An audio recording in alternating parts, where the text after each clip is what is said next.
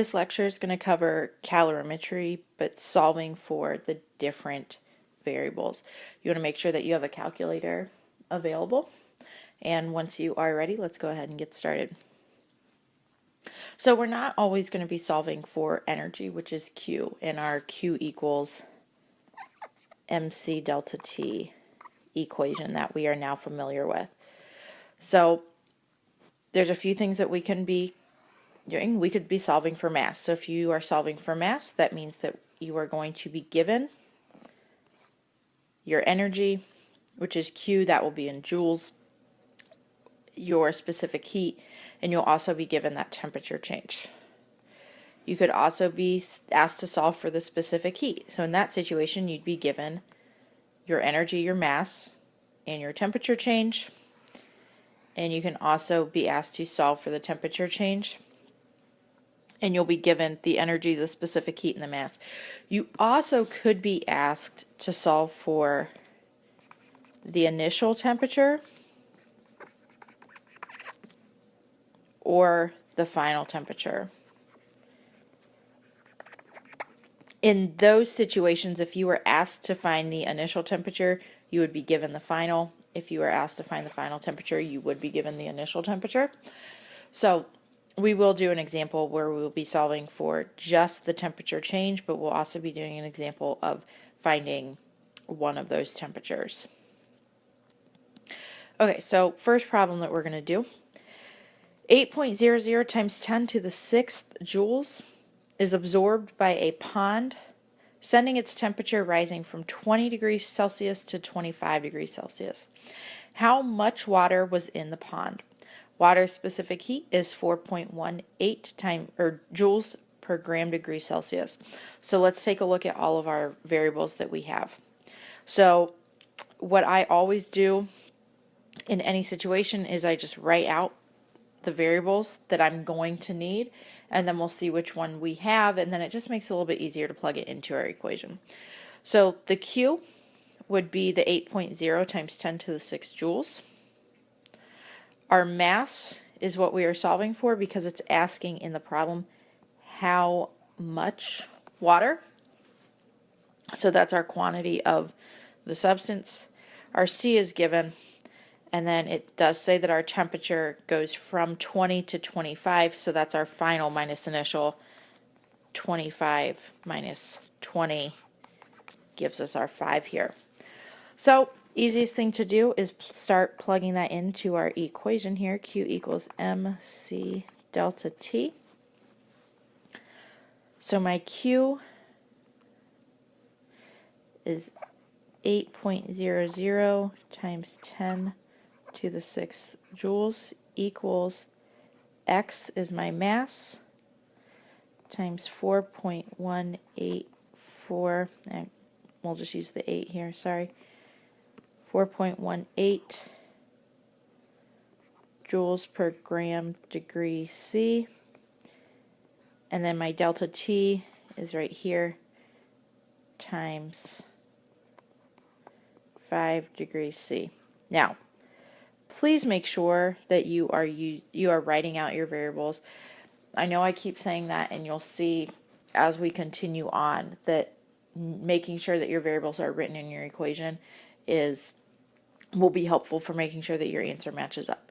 Okay, so we're solving for this X right here, which means that I need to get my specific heat and my temperature to the other side. So I'm multiplying on this side so I can divide by 5 on each side. So go ahead and do that in your calculator. 8.0 times 10 to the 6 divided by 5. And then you're going to get your value, 1.6 times 10 to the 6th. And then, so that cancels out our 5. And then we're going to divide again by 4.18.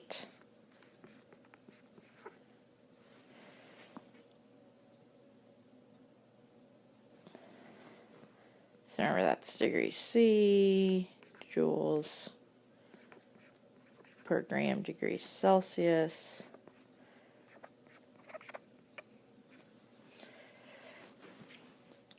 All right, so numbers wise, we get something that looks up here in blue, 382,775. We'll just stop there. Okay, so now we're looking at what are my units. Well, when I brought my specific heat over, my joules canceled. When I brought my specific heat over, my Celsius canceled. And that leaves me with grams, which makes sense because what were we solving for if we were solving for the mass? All right, let's take a look at another one. This question says to find the specific heat of a material that lost 41,900 joules of energy when 200 grams of the material went down 50 degrees Celsius in temperature. So that last one, we'll talk about what that means there. So looking at our variables, our Q is 41,900 joules. Our mass is 200 grams. It tells us right here in the problem to find the specific heat, so that is what, that's what we're going to be looking for. And then our temperature change, it says it went down, so it started at something and it went down by a factor of 50 degrees. So there's our change in temperature. So if we go ahead and we plug that into our new favorite equation, Q equals mc delta T. So we have 41,900 joules equals 200.0 grams times X is our specific heat times our change in temperature, which we have that variable, and it tells us that it is 50 degrees C. Alright, so doing our math in our calculator, if you want to try this on your own, go ahead and pause it, and then you can come back and check to make sure you did that correctly. Alright, so 41,900, we got to get both of these variables to the other side. Multiplying by 200 on this side, so I want to divide by 200 grams. So divide that 41,900, divide it by 200, and then we're going to divide each side by our 50 degrees C.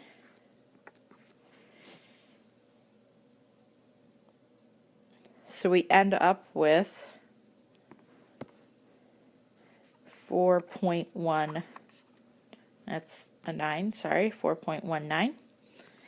And now we need to look and see what our units are. Now, I end up with this cancels out, this cancels out. So I did all of my math on this side of the equation. So joules was on top, so you see how we divided here?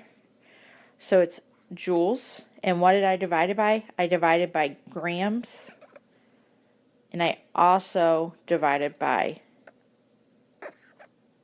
Celsius, degrees Celsius, okay?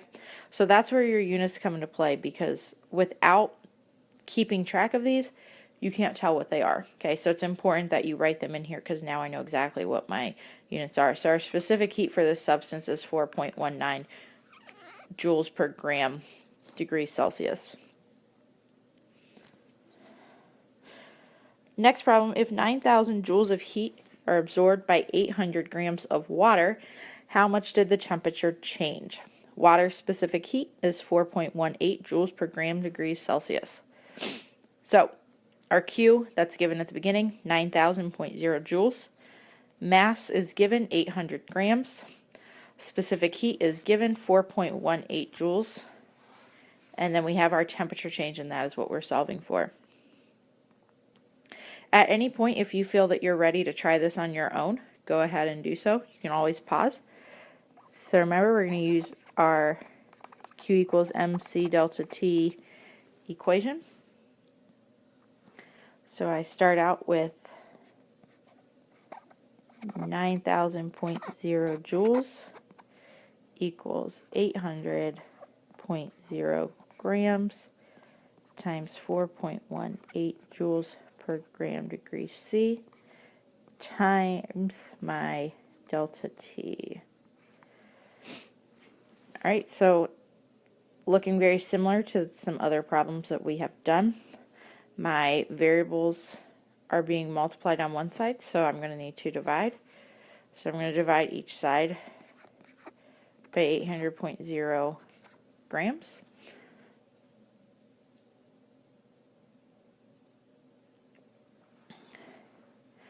And then I also need to divide each side by my 4.18 joules per gram degrees Celsius.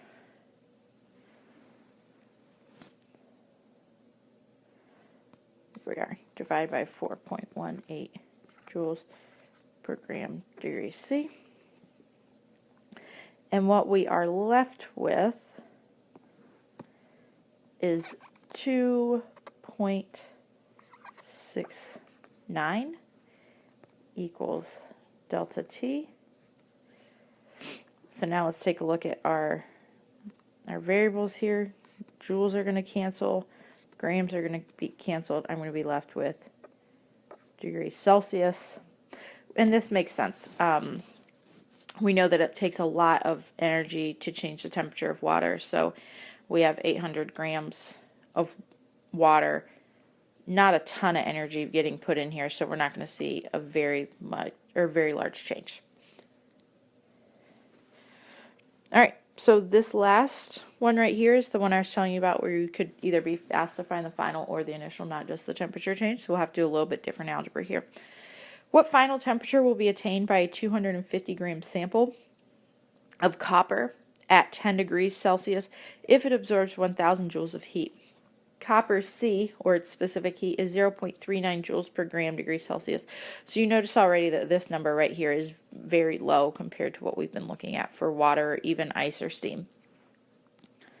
Alright, so my Q, that's given 1,000 joules. My mass is 250 grams. My C is 0.39 joules per gram degrees Celsius, and my temperature is X minus 10 degrees Celsius, because if you remember that your delta T equals your final minus initial. Okay, so just recall that, because then my final temperature is what I'm solving for, so that's why that becomes X in my equation. Alright, Q equals MC delta T once again. So let's plug everything in. My Q is 1,000 joules equals 250.0 grams times, we'll do 0.39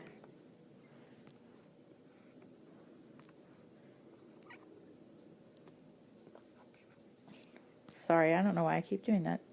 39 joules per gram degree C times X minus 10 degrees C.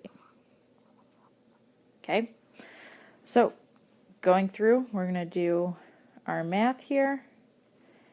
We can divide, we can get rid of our mass on each side. So divide by 250 grams.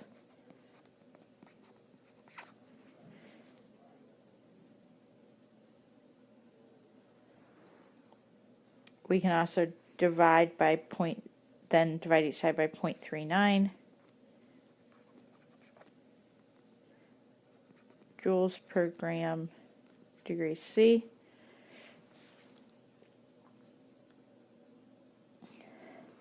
So then what we're left with is something that looks like this. 10.25. If we look here, joules cancel, grams cancel. Degree C equals X minus 10 degrees C. Now we just have to solve. So if I am Subtracting 10 degrees C on this side, I'm going to add it, plus 10 degrees C, plus 10 degrees C. So I'm left with 20.25 degrees C equals X.